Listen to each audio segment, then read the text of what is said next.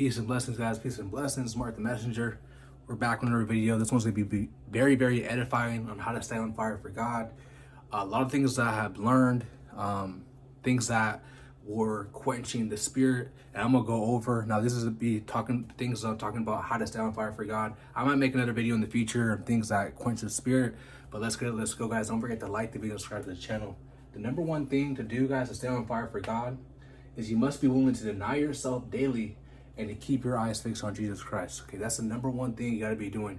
You got to be able to deny your flesh daily. What does it mean? It must mean living a life of obedience. Okay, you might have to deny and forsake certain people, certain things for Christ's sake. Okay, and you got to understand that when you are doing things that are of this world, you know, the Bible says a friend of the world is the enemy of God. Okay, so when you're doing those type of stuff, it's going to keep your flame, your fire is going to be gone eventually.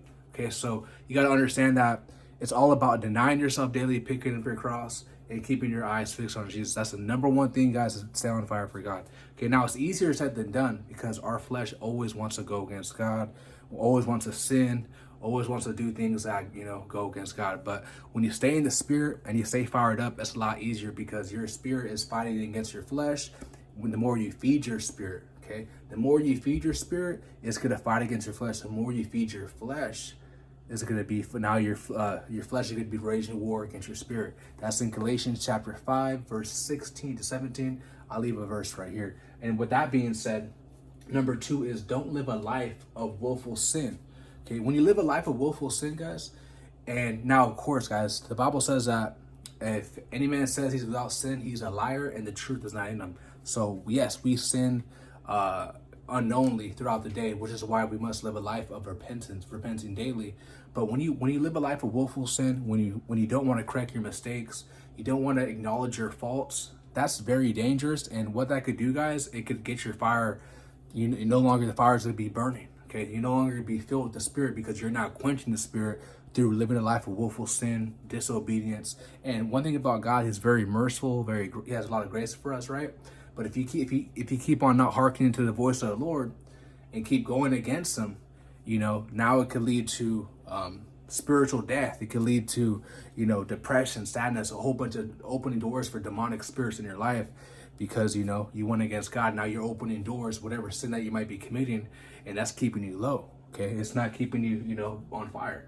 So always understand that, guys, that you don't want to live a life of willful sin. Yes, we sin, we make mistakes, but you don't want to do it willfully, okay? And repentance is not a thing, guys. When you repent, okay, God forgive me, and the next day you're doing it again. God forgive me, the next day you're doing it again. You don't want to do that. When you repent, that's something that it should be, okay, God, you know, like I don't have the intention to do this no more. That's true repentance, okay? And the Bible says you can't serve two masters, okay? You'll either love one or hate the other. So you must love living for the spirit.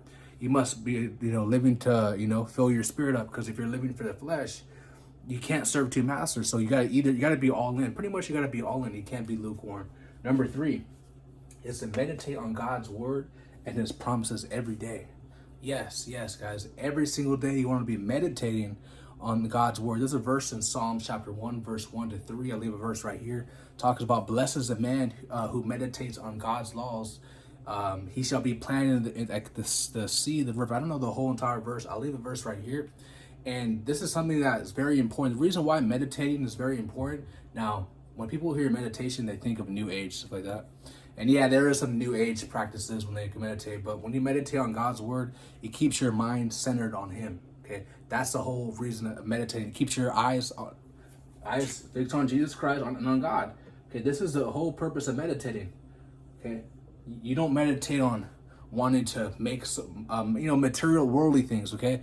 You want to be meditating on God's promises, God's word, because when you do that, it's going to give you a sense of peace, okay? A lot of people who struggle with anxiety, depression, if they were meditating on God's word, okay, I'm telling you guys, now I'm not a doctor or anything like that, but there was a lot of times, guys, when I was facing those things, and I didn't even know what God's word was. I was reading my Bible, okay? So that's very important to be doing, guys. Meditating on God's word and His promises every day, okay? It could be you in the shower for literally, you know, you're scraping yourself off. You just woke up, you're brushing your teeth, and you got Psalms 37, verse 17, or you got like Mark chapter 3, verse 20. Okay, you have like, random verses throughout your head, and you're literally just, having it as a reminder. That could be a simple form of meditation. So it doesn't have to be 3 hours long, 6 hours long. When I say every day, it doesn't have to be like hours long. It could literally be for a couple minutes, a couple seconds. Okay. Now, if you want to go as long as you want, hey, more power to you. Okay. Number 4 is you must abide in charity, faith, and hope. But the greatest is love. Okay. That's in 1 Corinthians chapter 13, verse 13. What is charity? Charity is love. Okay. Charity covers a multitude of sins. Like I said, guys, on this walk, you're always going to be making mistakes. So you want to have charity for your brother, charity for your neighbor, love for your brother, love for your sister, love for your neighbor. If you see someone else like in the streets in need, money, clothes, whatever the case may be, have a cheerful, giving heart to help that person out. Okay. Also, you want to have faith in God, faith in Christ, and hope. A lot of times we get hopeless. And, that could open up doors to, doing things that, to things that we do to run away from the pain. Okay, so having hope and, believing in the promises of God, just having hope. So all these 3 things, guys, is going to keep that fire burning, okay? Number 5 is take some time to practice fasting, whether it's 24 hours or more, and prayer, okay? You want to get, this goes hand in hand, perfectly fine. Now, you don't have to be fasting every single day. If you're a beginner, if you haven't fasted before, I probably say like once a week. Now, once again, I'm not a doctor. I know some people take medicine, some people can't fast, but if you are in good health, I would definitely recommend fasting for 24 hours. What is fasting? It's pretty much just you just drinking water and no food, no soda, no Gatorade, literally just water 24 hours. And what that does, it feeds your spirit, like I said earlier, that the more you feed your spirit, the stronger your spirit will be to help fight against your flesh, okay? If any of you guys struggle with any demonic strongholds, any demonic spirits, unclean spirits, anything that's keeping you in bondage to sin, I highly recommend, guys, prayer and fasting, okay? Like I said, I know not everyone can fast, but if you can, I definitely highly recommend it. And prayer. A good prayer, guys, is Matthew chapter 6, verse 9 to 13, okay? That's what Jesus says, how to pray. My marker randomly just ran out, but Matthew chapter 6, verse 9 to 13. Jesus tells you how to pray, and so if you guys don't know how to pray, that's the instruction that Jesus talks about. All right, so number 6 is to be humble and don't think you are better than anyone. A lot of the times we gain knowledge and we start to think that we're better than other people, and that's where a lot of people go wrong, okay? Always understand that we all fall short of the glory of God. The Bible says there's no man that does good, so you always want to stay humble. And the Bible says that in James chapter 4, verse 6, that God resists the proud, but he gives grace unto the humble, okay? We need, in this walk, we need grace. We need grace, we need mercy. We need God to forgive us. So if we're requiring that from God, God's will require that from us. We must forgive those people who hurt us, betray us, who are being used by the enemy to, slander us, lie on our name. Okay, we must forgive those who, those who trespass against us. Okay, we must be merciful to those. We must be merciful to those just as God's merciful to us. Okay, so if you want God to be merciful to you, make sure you're being merciful to others. If you want God to forgive you, make sure you forgive others. And yes, guys, I understand some people, they don't deserve to be forgiven, but at the same time, you gotta understand it could release the grudge in your heart. Okay, so just forgive, even though if they don't even forgive you, even though there's something they caused in their life. Just forgive and keep it pushing, keep it moving. Okay, because sometimes that can stop you from growing in life by having a grudge in your heart. All right, number 7 is to do the will of God, faith and works. Okay, and a lot of people say that works is like, oh, Mark, you preach the works doctrine, but guys, fasting, prayer, okay, denying yourself daily, not living a life of willful sin, repent daily, okay, meditating on God's word, okay, all that is works. Okay, now of course, does that now repenting? We must repent for sure. Okay, but like let's say meditating, that's not gonna lead. You don't have to do this for salvation, but repentance is required for salvation. Denying yourself daily and picking up your cross. Okay, so all this, guys, if you apply this to your life, now that's faith. You have faith, and that's gonna give you to blessings to get you to the next level in life spiritually. Okay, and that comes with works. Okay, the Bible even says that Jesus, when he comes back, he's gonna give all man according to his works. Okay, what were you doing to help God's sheep? What were you doing for the kingdom of God? He's going to come back to give everyone according to their works. Okay, so best believe it. Your faith and works go hand in hand. Even the Bible says that if faith without works is dead. Okay, like I said, guys, all works. Okay, all works, and that's all through your faith. It's fasting is faith. Okay, you believe that you're going to be delivered from a certain sin, a certain battle. You believe that your spirit is going to be filled, and it will. It will. Okay. Number 8 is to have fellowship with the brothers and sisters in Christ. Okay, it's important to have. And now it doesn't have to be in a church building, because the Bible says when 2 or 3 are gathered in my name, there I am in the midst of them. So it can literally you be on the streets, anywhere. We are the church. A lot of people get this misconception that the church is a building. Okay, the church is a temple. God dwells within us. So we are the church. Everywhere we go out, when we're giving to the homeless, that's church. When we're ministering to on this video, this is church. So don't just think that church is just a building, okay? Now, like I said, guys, fellowship, it could be literally be you texting, calling someone. That could be a form of fellowship. You know, I have a Discord server, and we have prayer. We have almost like every single day, we have Bible studies, prayer, praying for people, stuff like that in private. I'll leave that link in the description below. It has over 2,000 people on there. It's 100% free. There's no pain, nothing like that.